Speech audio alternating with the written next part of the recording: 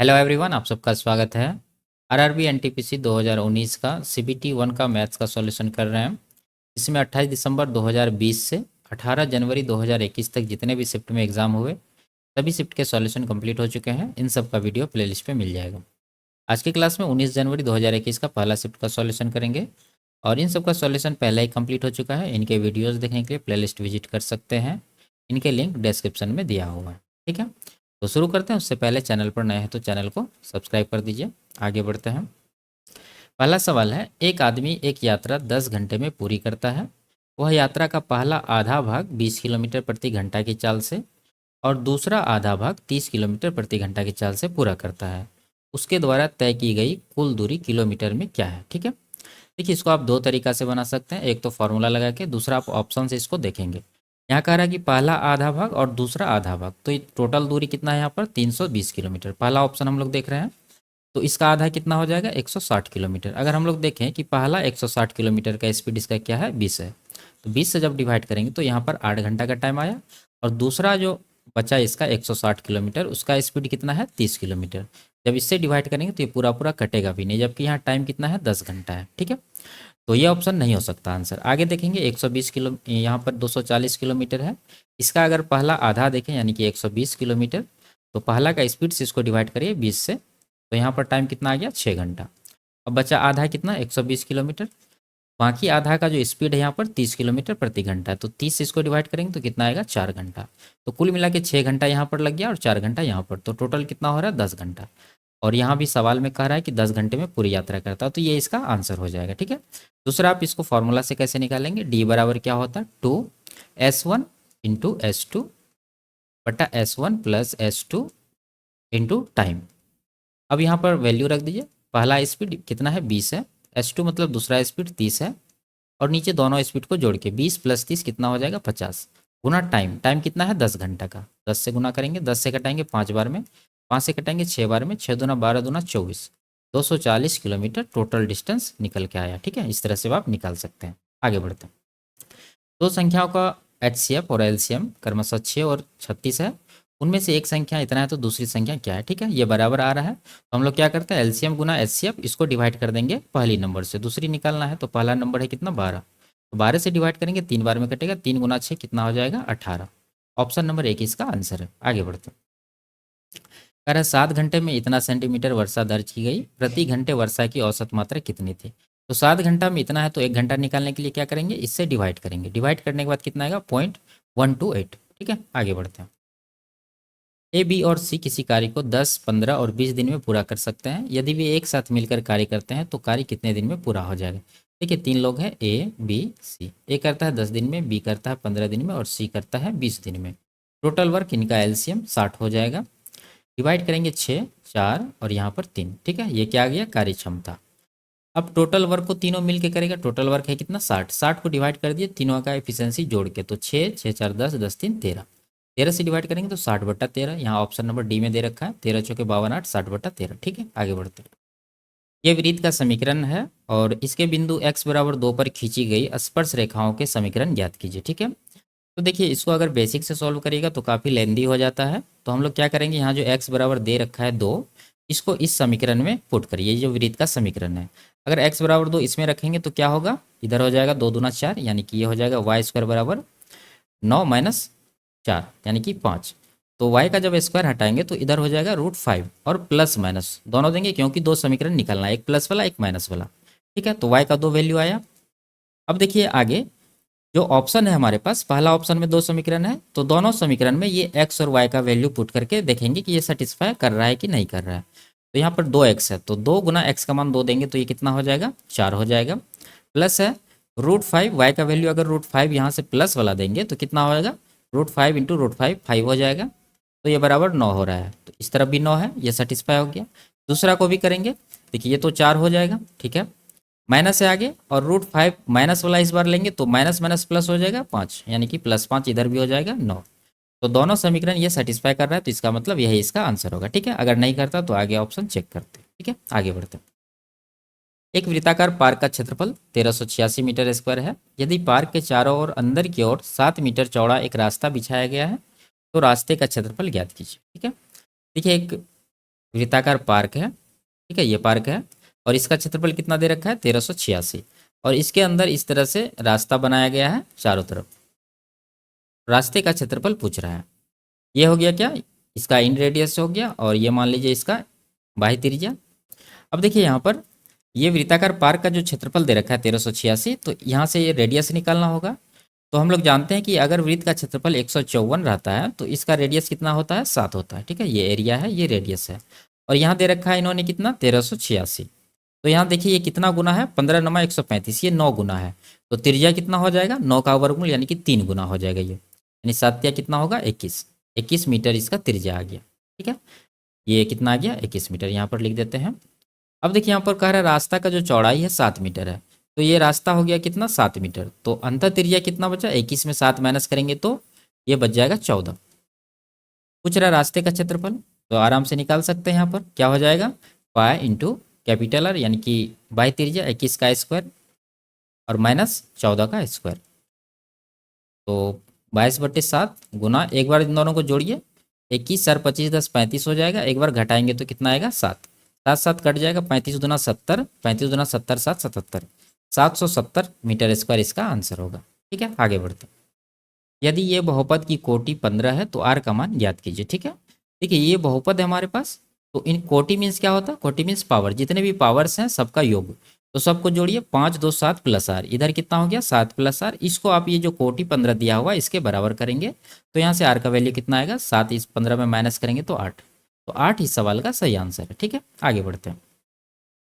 इस संख्या में 9 के स्थानीय मानों का योग ज्ञात कीजिए, ठीक है। तो ये 9 का स्थानीय मान कितना होगा, 9 पर कितना 4 अंक है तो ये हो जाएगा 90,000। और इधर दूसरा 9 कितना है, इस पर 2 जीरो यानी 900, तो 90,900 इसका आंसर हो जाएगा। आगे बढ़ते हैं। ए और बी क्रमशः 1 लाख और 1.5 लाख का निवेश करके एक कारोबार शुरू करते हैं। 24,000 के कुल लाभ में से प्रत्येक को मिलने वाला हिस्सा ज्ञात कीजिए, ठीक है। देखिए जो लाभ होता है उसको कैपिटल के रेशियो में बांटते हैं यानी कि पूंजी के अनुपात में। तो यहाँ पर देखिए पूंजी इसका है 1 लाख 1.5 लाख, यानी बी का जो पूंजी है ए के पूंजी से 1.5 गुना है, ठीक है। तो ऑप्शन में देख लीजिए प्रॉफिट भी 1.5 गुना होना चाहिए। तो यहाँ देखिए कहीं पर 1.5 गुना नहीं है, सिर्फ ऑप्शन नंबर डी में है 96 का 1.5 गुना 144, तो ये इसका आंसर हो जाएगा। बाकी आप इसको कर सकते हैं, जैसे इसका जब रेशियो लेंगे तो 4 जीरो कटेगा ही, 5 तिया 15, 5 दूना 10। ए और बी का क्या रेशियो आया 2:3, 2 3 5 यूनिट हो गया। टोटल प्रॉफिट कितना आया है 24,000। तो ये 24,000 जो है 5 यूनिट का वैल्यू है। तो क्या कह रहा है कि प्रत्येक को मिलने वाला हिस्सा, तो ए को कितना मिल रहा है 2 यूनिट और बी को कितना मिल रहा है 3, तो 2 का और 3 का निकालेंगे। तो इसके लिए आप 5 से डिवाइड करिए, एक बार 2 से गुना करेंगे, एक बार फिर 24,000 को 5 से डिवाइड करेंगे, फिर 3 से गुना करेंगे, ठीक है। तो कटाइए इसको 5 से, 5 चौक 20, 5 अट्ठे 40, तो 48 दूना 96, इसका 9600 आ गया। तो दूसरा का 14,400 आ जाएगा, ठीक है। इस तरह से आप निकाल सकते हैं। 2 रुपया में 3 की दर से केले खरीदे जाते हैं और 3 रुपया में 2 की दर से बेचे जाते हैं। प्रतिशत लाभ ज्ञात कीजिए, ठीक है। देखिए 2 रुपया में 3 केला खरीदा जा रहा है तो इसका जो कॉस्ट प्राइस होगा वो कितना होगा, 2 रुपया को 3 से डिवाइड करिए, ठीक है। याद रखिए रुपया हमेशा ऊपर रखेंगे। और इसका जो सेलिंग प्राइस होगा वो कितना होगा, 3 रुपया में 2 बेच रहा है तो 3 रुपया ऊपर देंगे, 2 से डिवाइड करेंगे। ये आ गया इसका क्रय मूल्य और विक्रय मूल्य। आप इसको देखिए नीचे फ्रैक्शन के नीचे 2 और 3 है तो आप 6 से गुना करके फ्रैक्शन के नीचे वाला हटा लीजिए, यानी तो आप क्रॉस मल्टीप्लिकेशन करिए, ठीक है। तो 2 दूना 4, पहले इन्हीं को गुना करना है नहीं तो गलत हो जाएगा, बाद में इनको करेंगे। 3 तिया 9, यानी 4 का सामान 9 में बिक रहा है, यहाँ पर 5 का प्रॉफिट है 4 के ऊपर, तो 5/4 कितना हो जाएगा 125%। ऑप्शन नंबर 2 इसका आंसर होगा। आगे बढ़ते हैं। ये इंग्लिश में है, हिंदी में बता रहे हैं आपको। फॉर ए रूम, एक कमरा के लिए इसका लंबाई ये दिया है और चौड़ाई ये दिया है और कह रहा है इसके चारों दीवार का क्षेत्रफल साथ में कितना है 60x + 180 है। तो इसका हाइट कितना होगा, रूम का ऊंचाई। तो हम लोग जानते हैं कि किसी भी रूम का यानी आयताकार जो है घनाभाकार, उसका जो चार दीवारी का क्षेत्रफल होता है वो क्या होता है 2 × L + B × H, ठीक है, ये होता है। अब यहाँ पर रख दीजिए 2 × L + B, दोनों को जोड़िए, कितना हो जाएगा 3x 2x 5x और इधर 15, तो 5x + 15 हो गया, ठीक है, इंटू H बराबर चार दीवारी का क्षेत्रफल इन्होंने जो दे रखा है इसको करेंगे। तो यहाँ 60x + 180 है, तो इसमें हम लोग क्या करेंगे 12 कॉमन आ रहा है तो 12 इसमें कॉमन ले लीजिए, ठीक है 12। और यहाँ पर क्या बच गया 12 पंचे 60 यानी कि 5x प्लस इधर 15 हो जाएगा। तो ये देखिए दोनों कट जाएगा, 2 से इसको कटा देंगे, 12 को 6 बार में, तो h बराबर कितना आ गया 6। तो 6 मीटर इसका आंसर होगा, ऑप्शन नंबर 1। आगे बढ़ते हैं।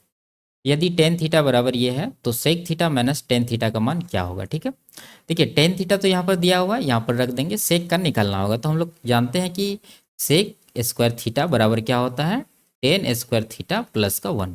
ठीक है, तो यहाँ पर आप टेन स्क्वायर थीटा रख देंगे, यहाँ से टेन थीटा का मान है तो दोनों तरफ स्क्वायर करेंगे तो स्क्वायर वाला निकल जाएगा, तो स्क्वायर कर देते हैं। तो यहाँ पर a माइनस बी का होल स्क्वायर पे तोड़ना होगा इसको, तो क्या हो जाएगा एक्स का स्क्वायर प्लस 1/16 x², उसके बाद माइनस का 1/2। ठीक है, जब 2ab करेंगे तो ये 1/2 आएगा। ठीक है, और प्लस का 1 है तो वो दे देंगे। तो देखिए यहाँ पर क्या हो जाएगा x² प्लस 1/16 x² प्लस का 1/2 हो जाएगा। ठीक है, एक में जब 1/2 माइनस करेंगे तो प्लस का 1/2। अब यहाँ से जब सेक स्क्वायर का स्क्वायर हटाएंगे तो क्या हो जाएगा, सेक थीटा हो जाएगा इस पर रूट। तो ये जो है ये क्या है, ये x प्लस 1/4x का होल स्क्वायर है। तो यहाँ से सेक थीटा इतना आ जाएगा। ठीक है, अब देखिए यहाँ पर रूट से निकालना है तो इसमें क्या आ जाएगा, इसमें दोनों वैल्यू लेना होगा हम लोग को, प्लस और माइनस, क्योंकि आंसर जो है दोनों में दे रखा है। तो देखिए अब यहाँ पर वैल्यू रखिए, सेक थीटा का एक बार प्लस में जब रखेंगे यहाँ पर तो क्या होगा, x प्लस 1/4x, और टेन थीटा का वहाँ से देंगे x माइनस 1/4x। ठीक है, प्लस है बीच में, ये माइनस है तो ये माइनस हो जाएगा, ये प्लस हो जाएगा। अब देखिए यहाँ पर x तो कट ही जाएगा और इन दोनों को जोड़ेंगे तो ये हो जाएगा 1/2x। एक वैल्यू ये हो गया। दूसरा वैल्यू क्या हो जाएगा, दूसरा वैल्यू यहाँ से देखिए ये माइनस वाला रखेंगे, यहाँ पर जब माइनस वाला रखेंगे तो ये माइनस एक्स माइनस का 1/4x हो जाएगा ये वैल्यू। और उसके बाद जो यहाँ दे रखा है इसको रखिए, यहाँ पर माइनस है, माइनस देंगे, और x माइनस 1/4x है तो x माइनस में आ जाएगा और 1/4 जो है ये प्लस में आ जाएगा। अब यहाँ देखिए ये दोनों तो कट ही जाएगा, यहाँ पर क्या बचा, माइनस एक्स, ये हो जाएगा माइनस का 2x। ठीक है, तो दो आंसर आया है, एक तो ये हो गया 1/2x और एक गया माइनस का 2x। ऑप्शन नंबर 2 इसका सही आंसर होगा। आगे बढ़ते हैं। एक विक्रेता ने 10 रुपया में 6 की दर से केले खरीदे, 6 रुपया में 4 की दर से बेच दिए, प्रतिशत लाभ या हानि ज्ञात कीजिए। ठीक है, पीछे एक सवाल इस तरह का कर चुके हैं, आप लोग अपने से कर सकते हैं, नहीं तो कर देते हैं। यहाँ पर 10 को 6 से डिवाइड करेंगे और इधर 6 को 4 से डिवाइड करेंगे, गुना करिए 40, और इधर हो गया कितना 36, यानी 40 का छमन 36 में बिक रहा है, तो यहाँ पर 4 का नुकसान है 40 के ऊपर, तो ये कितना है 10%। ऑप्शन नंबर 2 इसका सही आंसर है। आगे बढ़ते हैं। त्रिभुज में कोण ए बी सी का अनुपात ये है, ए के संपूरक कोण की माप ज्ञात कीजिए। तो पहले तीनों कोण निकाल लीजिए आप, ए का पूछ रहा तो ए का ही निकालेंगे। देखिए तीनों जोड़ के कितना हो रहा है, 5 3 8 2 10 यूनिट है, और त्रिभुज के तीनों कोणों का योग 180 होता है, तो इसको 180 के बराबर करेंगे, ये 18 गुना है। कोण ए निकालना, कोण ए कितना है 2 यूनिट, तो 18 गुना कितना हो जाएगी 36 डिग्री। अब देखिए इसका संपूरक कह रहा है, तो संपूरक हम लोग जानते हैं कि अगर मान लीजिए ए और बी दोनों संपूरक है तो कोण ए प्लस कोण बी बराबर कितना हो जाएगा 180 डिग्री, ऐसे होता है। तो उसमें से एक 36 डिग्री है तो दूसरा यानी दूसरा संपूरक क्या हो जाएगा 180 माइनस 36, जब माइनस करेंगे तो 144 डिग्री इसका आंसर आएगा। Option number 3। आगे बढ़ते हैं। ए किसी कार्य को 40 दिन में पूरा कर सकता है, यदि ए और बी एक साथ मिलकर उसी कार्य को 30 दिन में पूरा कर सकते हैं तो बी अकेला उस कार्य को कितने दिन में पूरा करेंगे। देखिए ए करता है 40 दिन में, बी करता है, ए प्लस बी दोनों मिल के करता है 30 दिन में। एलसीएम 120 हो जाएगा, टोटल वर्क इधर हो गया 3, इधर हो गया 4। ठीक है, देखिए ए का एफिशिएंसी 3 यूनिट है और ए प्लस बी का है 4, तो बी का कितना हो जाएगा, ये 4 में से 3 माइनस करेंगे तो 1 यूनिट। अब पूछ रहा है कि बी अकेले कितने दिन में करेंगे, तो बी का एफिशिएंसी 1 है, 1 से 120 को डिवाइड करिए तो 120 दिन ही इसका आंसर होगा। आगे बढ़ते हैं। एक कंटेनर में 80 लीटर दूध है, इस कंटेनर से 8 लीटर दूध निकाला गया और उसके स्थान पर पानी मिलाया गया। इस कंटेनर से 8 लीटर मिश्रण निकाला गया और इसके स्थान पर पानी डाला गया। इस प्रक्रिया को एक बार और दोहराया गया। अब मिश्रण में दूध की कितनी मात्रा मौजूद है। ठीक है, देखिए आप टोटल कितना है 80 लीटर, उसमें कितना निकाल रहे हैं हम लोग 8 लीटर। ठीक है, दूसरा बार भी 8 लीटर, तीसरा बार भी 8 लीटर। तो परसेंटेज में हम लोग देख लेते हैं कि 8 लीटर जो है टोटल दूध यानी 80 लीटर का कितना परसेंट है, ये है 10%, यानी 10% का फ्रैक्शन 1/10 होता है, या आप यहाँ से भी कर सकते थे 1/10। ठीक है, तो देखिए 10 में से 1 निकाल रहे हैं तो बच कितना रहा है 9 बच रहा है। अब ये प्रक्रिया टोटल कितना बार हो रहा है, एक बार तो यहाँ निकाला, दूसरा बार यहाँ, और आगे कह रहा है कि इस प्रक्रिया को एक बार और दोहराया गया, तो टोटल 3 बार हो गया। तो इसका आप क्यूब कर दीजिए। ठीक है, तो 10 का क्यूब 1000 हो जाएगा और इधर 9 का क्यूब 729। ठीक है, ये हो गया प्रारंभिक मात्रा और ये हो गया बाद वाला दूध का मात्रा, और ये जो घट गया 1000 से 729 हो गया, ये जो घटा है ये क्या है, ये जो हम लोग रिप्लेस किए हैं दूध को पानी से वो है। तो प्रारंभिक मात्रा है 80 लीटर, तो ये 1000 यूनिट का वैल्यू हो जाएगा 80 लीटर। ठीक है, तो निकालना कितना का है 729 का। तो कैसे होगा, 80 लीटर को आप 1000 से डिवाइड करेंगे और 729 से गुना करेंगे। ठीक है, तो ये आ जाएगा कितना, 0 0 कटा दीजिए, इन दोनों को गुना करिए। 9 8 72 बचा 7, 8 दूना 16 7 23 बचा 2, 7 8 56 2 58, और 100 से डिवाइड करना है तो यहाँ दशमलव आ जाएगा 58.32 लीटर। ऑप्शन नंबर 1 इसका आंसर होगा। आगे बढ़ते हैं। यदि √15 ये है तो इसका मान क्या होगा। ठीक है, तो देखिए ये जो दिया है इसको आप √15 बनिए, तो रूट के अंदर ही हम लोग क्या करेंगे, 3 से ऊपर नीचे गुना कर देंगे। तो ऊपर कितना हो जाएगा, रूट का 15 होगा, वो वैल्यू यहाँ से रख दीजिए, कितना हो जाएगा ये आप एक बार कर लीजिए यहाँ पर 15, और नीचे कितना आ गया 9। तो ऊपर हो जाएगा √15, उसका वैल्यू आप रख दीजिए 3.88, और नीचे 9 का वर्गमूल 3 हो जाएगा। ठीक है, अब यहाँ पर डिवाइड करना है, 3 से डिवाइड करेंगे एक बार में जाएगा, उसके बाद 3 दूना 6 आएगा, 3 नमा 27। ठीक है, 3 तिया 9, उसके बाद 3 3 3 आते रहेगा। अब आपको दशमलव का भी ध्यान रखना है, दशमलव एक अंक के बाद पड़ेगा। ठीक है, तो ये आ रहा है, आप इसको इस तरह से लिख सकते हैं, 3 पर रेकरिंग दे दीजिए, यानी कि इसका बारंबारता हो रहा है। तो ऑप्शन नंबर डी में ये दे रखा है। आगे बढ़ते हैं। यदि साइन ए इतना है, कॉस बी इतना है, तो ए प्लस बी का मान ज्ञात कीजिए। देखिए साइन में कितना का वैल्यू होता है 1/2, अगर कहें तो ये होता है 30 डिग्री का। ठीक है, और बी में कितना का होता है, ये होता है 60 डिग्री का। यानी ए का वैल्यू 30 डिग्री हो गया, बी का वैल्यू 60 डिग्री, तो ए प्लस बी पूछ रहा है, तो 60 30 90 डिग्री, ऑप्शन ए इसका आंसर होगा। आगे बढ़ते हैं। आरोही क्रम में व्यवस्थित आंकड़े इतना का माध्यिका 16 है, तो एक्स का मान ज्ञात कीजिए। देखिए ये आरोही क्रम में व्यवस्थित है, तो हम लोग जानते हैं कि यहाँ पर कितना प्रेक्षण है, 1 2 3 4 5 6 7 8, 8 प्रेक्षण है, यानी कि सम है। तो बीच वाला जो 2 पद होगा उसका एवरेज ही माध्यिका होता है, तो इन दोनों का एवरेज निकालने के लिए इन दोनों को जोड़ के 2 से डिवाइड करना पड़ेगा। तो दोनों को जब जोड़ेंगे तो एक्स एक्स 2x हो जाएगा, और y माइनस में इधर प्लस में, दोनों कट ही जाएगा, तो उसको छोड़िए, इसको 2 से डिवाइड करेंगे बराबर 16 कर दीजिए, तो 2 2 कट जाएगा, x का मान कितना आ गया 16। ऑप्शन नंबर डी में दे रखा है। आगे बढ़ते हैं। तो संख्याओं का एलसीएम 3 का 20वां गुणज है, यदि उनका एचसीएफ 6 है और उनमें से एक संख्या 12 है तो दूसरी संख्या ज्ञात कीजिए। ठीक है, देखिए एलसीएम कितना हो जाएगा, 3 का 20वां गुणज यानी कि 60 हो जाएगा एलसीएम, और एचसीएफ दे रखा है 6, तो उसको पहली संख्या यानी कि 12 से डिवाइड करेंगे तो दूसरी संख्या निकल जाएगा, 12 पंचे 60, 5 6 30, इसका आंसर होगा ऑप्शन नंबर 2। आगे बढ़ते हैं। यदि ए बी बी सी का अनुपात है, ए सी का अनुपात पूछ रहा है। ठीक है, तो इसको आप चेक करके नहीं निकाल सकते हैं, इसको आपको कंबाइन करना पड़ेगा। ए बी है कितना 3 4, आप क्या करिए, देखिए बी यहाँ पर 4 है और यहाँ पर कितना है 5 है, तो ये 5 से इसमें गुना कर दीजिए और ये 4 से इसमें गुना कर दीजिए, ये बैलेंस हो जाएगा। तो 5 तिया 15 हो गया, अनुपात 20, अनुपात इधर कितना हो जाएगा 4 7 28। तो ए सी का पूछ रहा, तो ए सी कितना है 15 28, ऑप्शन नंबर सी। आगे बढ़ते हैं।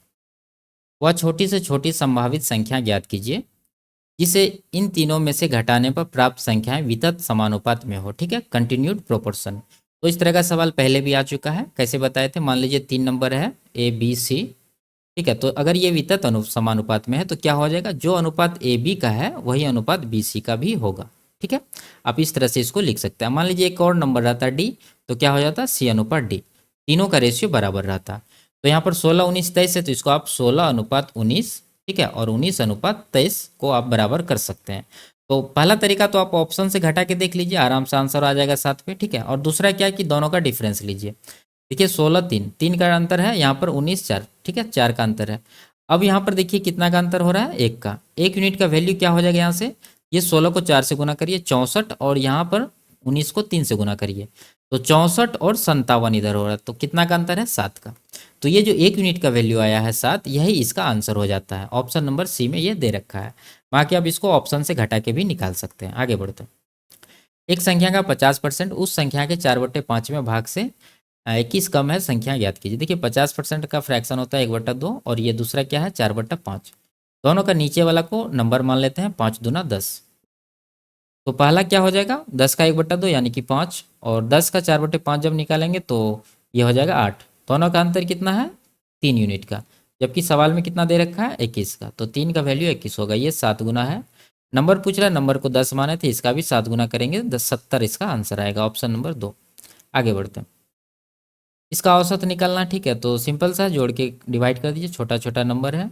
तो इधर हो गया 10, 6 हो जाएगा, इधर 7 1 8 3 11 4 15 100, यानी कि 15.6 3 से डिवाइड करेंगे, 3 चौके 12 और 3 पचे 15, ठीक है, 3 दूना 6, यानी कि 5.2 आएगा। ऑप्शन नंबर 3 में ये दे रखा है। आगे बढ़ते हैं, इसका मान निकालना है। देखिए यहाँ पर आधार दोनों का बराबर है, -1/2, यहाँ भी -1/2, पावर यहाँ 5 है, यहाँ 4 है, तो ये कट जाएगा, एक पावर बच जाएगा, यानी कि माइनस का 1/2 बच गया यहाँ पर। ठीक है, अब देखिए यहाँ पर इसमें, यहाँ पर कटाइए, 2 बार में कटेगा, एक एक तो कट ही जाएगा, तो बचेगा क्या, माइनस माइनस भी कट जाएगा, सिर्फ बच गया आपका 1/2 प्लस में। ठीक है, जब इन दोनों को कैलकुलेट करेंगे तो 0 हो जाएगा। ठीक है, तो ऑप्शन नंबर डी इसका आंसर होगा। आगे बढ़ते हैं, इसका माध्यिका और माध्य के बीच अंतर पूछ रहा है। तो देखिए इसको आरोही क्रम में लिख देते हैं, पहले माध्यिका निकालने के लिए 3 5, उसके बाद 8 आएगा। ठीक है, 3 5 8 हो गया, उसके बाद 12 12, उसके बाद 14, उसके बाद 15, उसके बाद 20, कितना नंबर हो गया, 3 4 7, इधर कितना 4 7। ठीक है, तो इसका जो माध्यिका होगा बीच वाला पद होगा, यानी कि माध्यिका कितना आ गया 12। ठीक है, अब माध्य निकालना होगा, सबको जोड़ के 7 से डिवाइड कर देते हैं, 5 3 8 8 16 12 28, 28 4 32, 10 42, 5 47, 10 57, 20 77। तो माध्यिका जो माध्य जो इसका हो जाएगा 77/7, डिवाइड करेंगे तो 11।